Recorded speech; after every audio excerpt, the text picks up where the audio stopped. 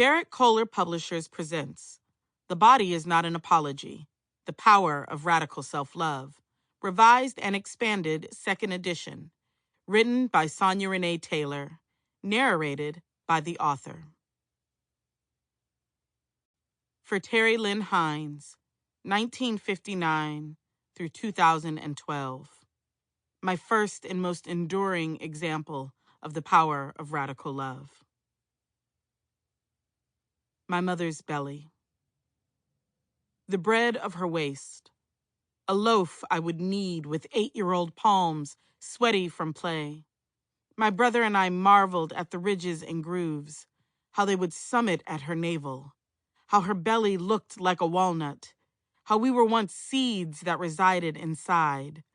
We giggled, my brother and I, when she would recline on the couch, lift her shirt, let her belly spread like cake batter in a pan. It was as much a treat as licking the sweet from electric mixers on birthdays. The undulating of my mother's belly was not a shame she hid from her children. She knew we came from this. Her belly was a gift we kept passing between us. It was both hers, of her body, and ours for having made it new, different. Her belly was an altar of flesh built in remembrance of us, by us. What remains of my mother's belly resides in a container of ashes I keep in a closet. Every once and again, I open the box, sift through the fine crystals with palms that were once 8. Feel the grooves and ridges that do not summit now, but reel through fingers. Granules so much more salt than sweet today. And yet, still I marvel at her once body. Even in this form, say, I came from this. Forward.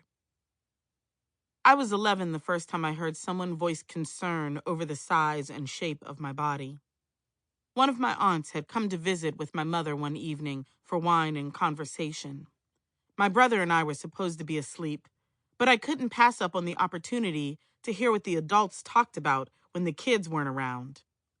It was exciting at first, hearing about their grown-up lives, their spats with coworkers and partners. They would laugh heartily and swear with abandon. Then I heard my aunt say to my mom, "You know, you need to be careful with her. She's not chubby cute anymore. She's getting fat." My mother paused for a minute and said with a sigh, "I'm not sure what to do about it." I felt ice fill my veins as I crept out of my room to take a look at them. There they were, staring at my school picture proudly displayed on the wall. The concern that my mother and my aunt had for the size and shape of my body was the same concern that their mothers had for them when they were girls. It was born from the fear that the world would be cruel to me if my body was not an acceptable size or shape, as the world had been cruel to them.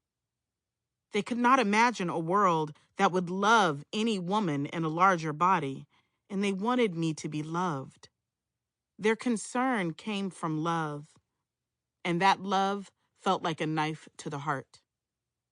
As a Black girl, I quickly learned from others that there were many things about myself that needed to shrink. Not just my body, my laugh, my ambitions, my imagination, my will, and eventually my anger. Everything I was would need to be less. But even as I fought to make myself smaller, myself would fight back. The diets would not stick. The laughter would not quiet. The opinions would not hide. The anger would not die. Every attempt I made to be less of myself would fail, and I would come back bigger than ever in every way.